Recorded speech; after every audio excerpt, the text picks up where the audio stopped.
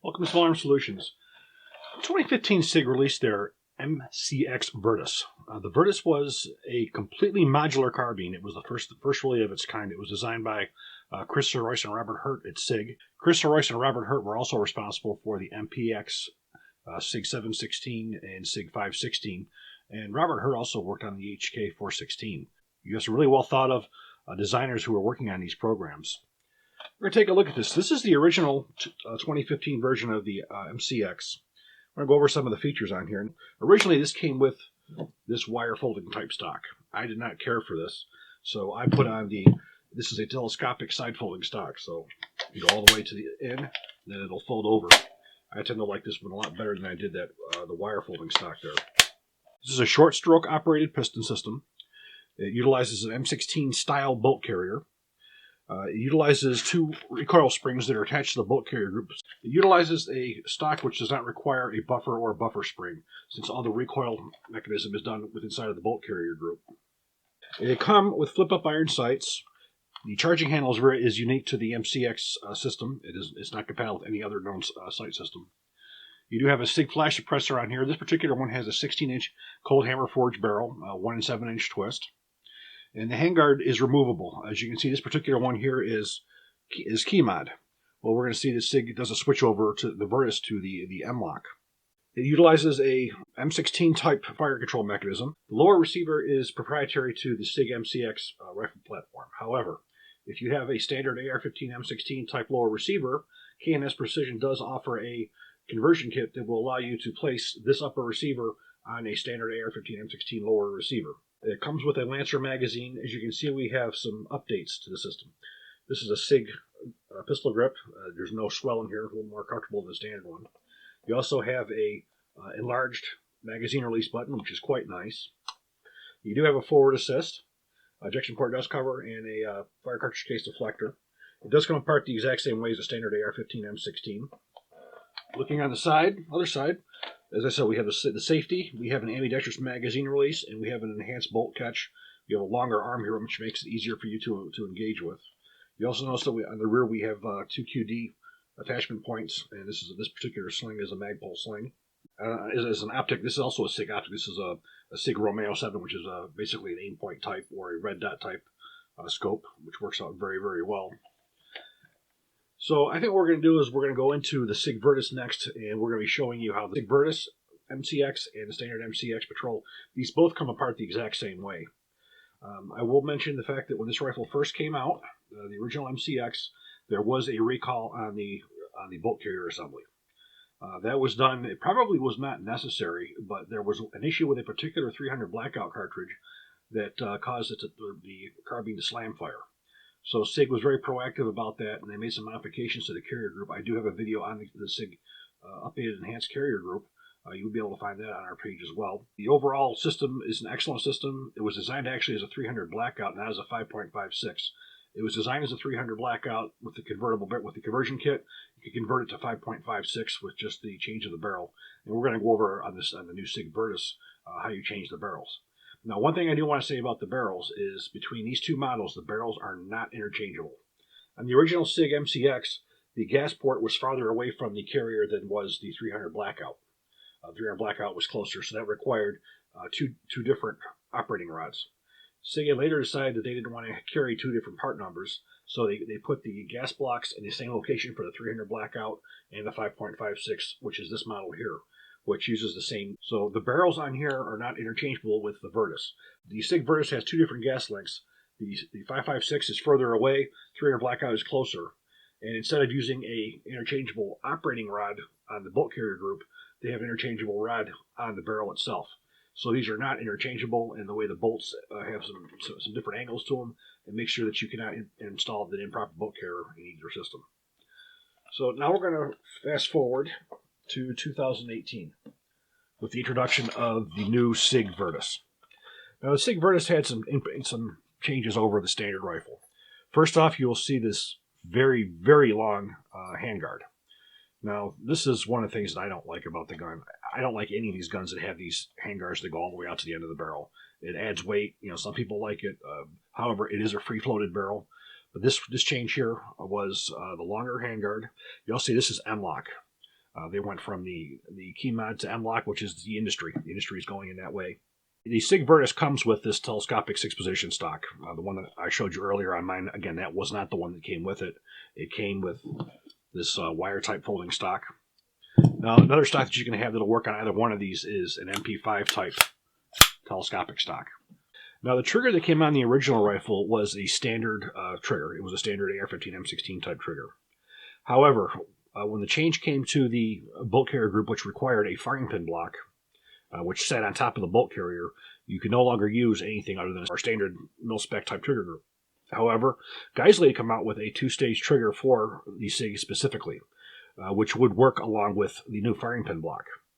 Now, SIG has now gotten away from using the Geisley and now introduces their own. SIG refers to it as the SIG Match-like dual trigger. Very nice trigger assembly. They also changed to this drop angle pistol grip.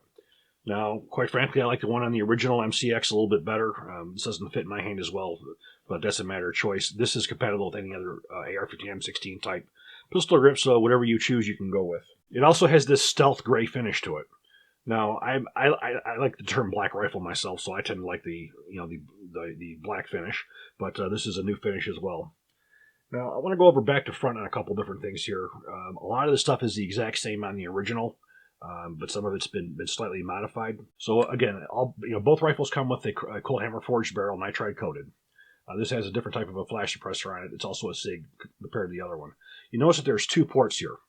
Now, up close here, so you can change the gas valve on the 5.56, and on the back here is for 300 blackout. This is set up right now in 300 blackout instead of 5.56, and what we're going to do is we're going to be changing it over to 5.56 in a few minutes here. So yeah, those holes here for the gas piston. Now, the gas piston adjustment valve goes to suppressed and unsuppressed.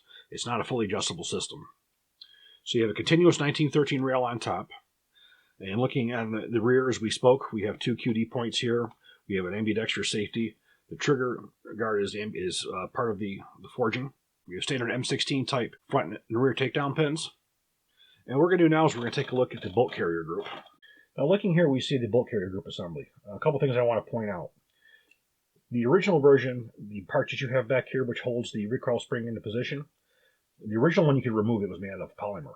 This one here is made out of steel, and you can see it's pinned in place, so you cannot remove the recoil spring assembly. Now, looking on the bottom here, you will see that there is a lip right here. What that lip is, you can see on top, this is the firing pin block assembly. And what the firing pin block assembly does here is it ensures that the firing pin cannot protrude forward until the hammer is all the way to the front. This was done just out of the fact they had a slime fire with that particular 300 blackout cartridge, and they wanted to ensure that was not going to happen again. This is why you could not use anything other than the standard mil-spec hammer, because it would. So the mil-spec hammer will clear this, and why the Geisley made a specific 2-stage trigger that the hammer would trip this as well. And now SIG, as I said, has their own. But because of the use of this, you have to have either the standard mil-spec trigger or the Geisley or the SIG trigger. Now, another improvement over the original, you have this dog leg type way this enters into the bolt carrier. This is much stronger than the original one was. On the original bolt carrier group, the part that you see here would be the piston, where it would strike here and drive it back. Now, the original one, you had a hole right here that you would push through, and that would release the top piston, so you could replace it with either the shorter one or the longer one, whichever one was needed. And that's no longer necessary on this now. What we're going to do is we're going to show you how this thing comes apart, and also some other enhancements. Another enhancement they had was the firing pin retaining pin is now captive, which is an absolutely wonderful thing. I don't know why more companies have not done it. So now to remove the firing pin, I have to release the firing pin block.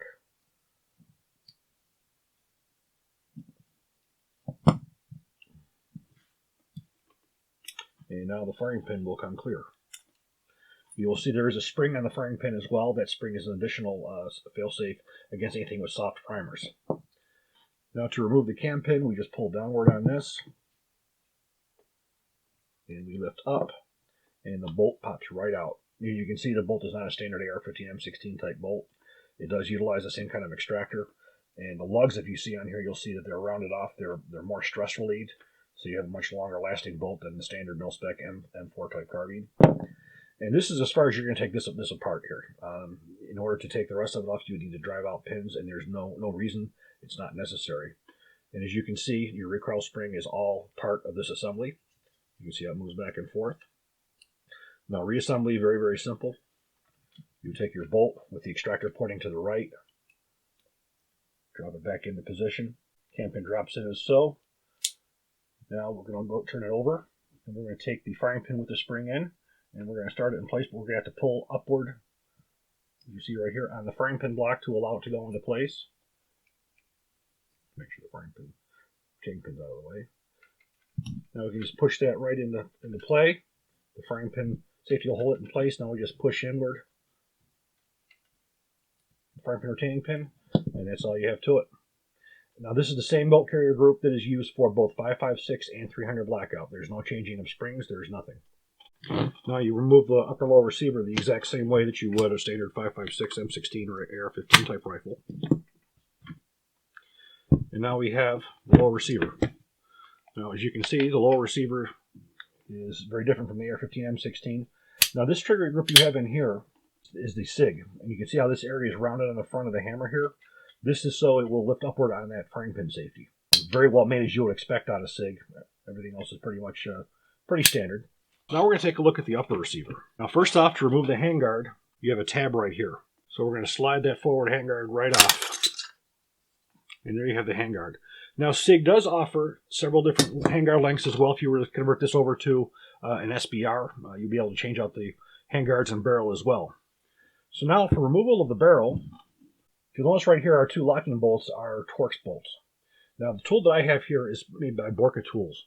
This particular tool is designed specifically with a 60 inch-pound limiter, which is the requirement for these particular bolts. So once you have your torque set, you torque your set for 60 inch-pounds, and that's what these screws are. So by switching this to the removal mode,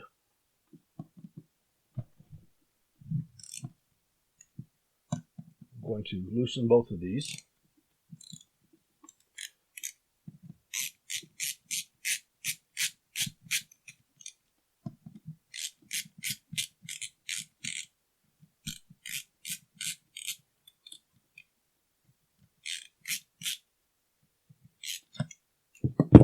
And we're going to pull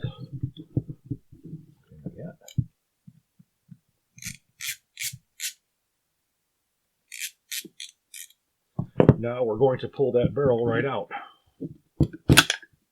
By looking here, you're able to see the differences between the 300 blackout and the 5.56 barrels. If you locate the operating rod, which if you want to call this the operating rod here, that's attached to the piston, you can see that is much shorter than the one for the 5.56 because the gas port and gas block are much further on the 5.56. This is done so this particular barrel, 300 blackout, will also function with a subsonic ammunition without a sound suppressor. And you'll also notice on here this little pin you see right here. What this is it's referred to as an extractor guard. So if this rifle was to have an overpowered round, the extractor could not come out and it would hold all the pressure forward. So that's a safety system that's done by Sig and Caracal for the most part. I think HK does it as well. So now what we're going to do is we're going to switch this over to the 5.56. So what we're going to do is we're going to insert the barrel.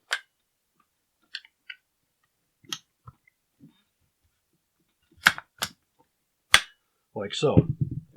We're going to switch this over to tighten. And we're going to hand tighten.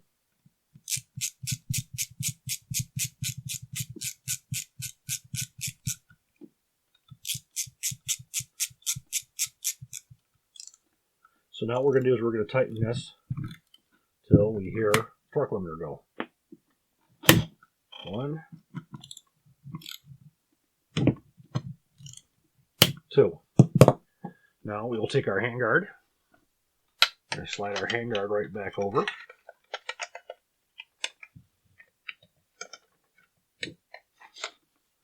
And as you can see, we notice the locking tab. That's going to slide right into where the front pivot pin will go. So now we'll take our lower receiver, install that onto the front, and now we have that locked in place. Now we'll take the charging handle. As you can see, the charging handle does not have the step on it that the AR-15 M16 one has. There is another charging handle. I do believe it's manufactured by Geisley. Be sure we're in the unlock position.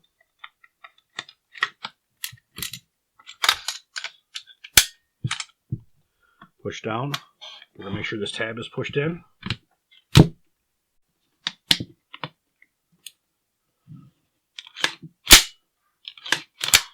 And there we have it. The rifle is now chambered over into 5.56 millimeter. The optic we have on here is a Sig Bravo 4. This is a 4-power scope. As you see, we do have a 1913 rail on top to put one of the closer red dot for close range. It's also illuminated reticle. By pressing over on the button, you can adjust the intensity as well. So there you have it. You have the Sig Virtus versus the Sig MCX Patrol. These are both patrol carbines. They're both currently available. This one here, again, they do have some of the updates on it that you don't see on the MCX. And I think, it's this is going to come down to what you really like. So I think what we're going to do now is we're going to go to the range and we're going to test fire. And we're going to fire both 5.56 and 300 blackout. And you're going to be able to see how I changed the barrel and the field as well. Now we're going to change out the barrel on the MCX Virtus to 300 blackout. So making sure it's empty. We're going to separate the upper and the lower.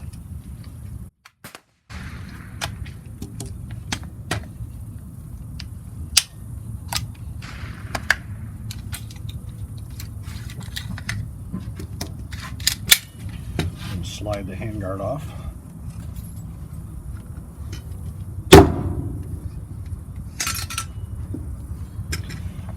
Now this is a particular Borka wrench that's made specifically for this, with the proper torque setting.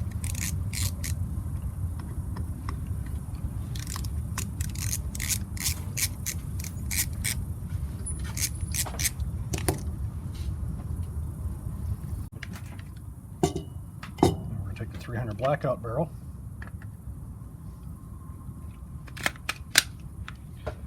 Insert that all the way. Flip that over.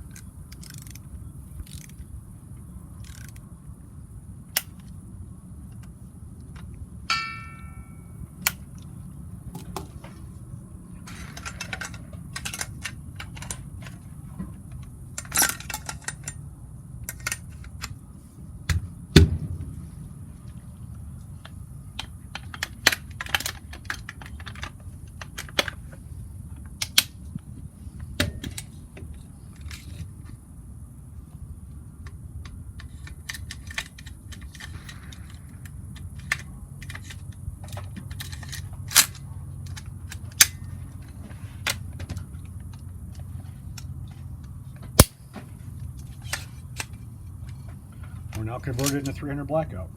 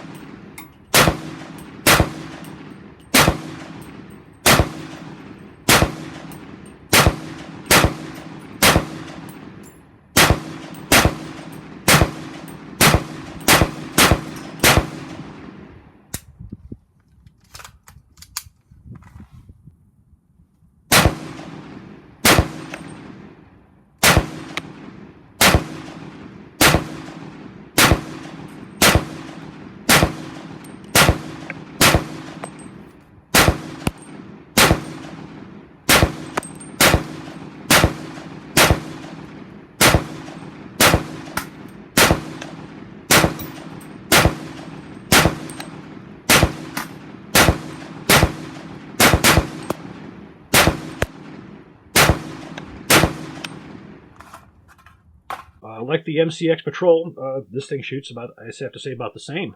Reliable as can be. The rifle has had its champions.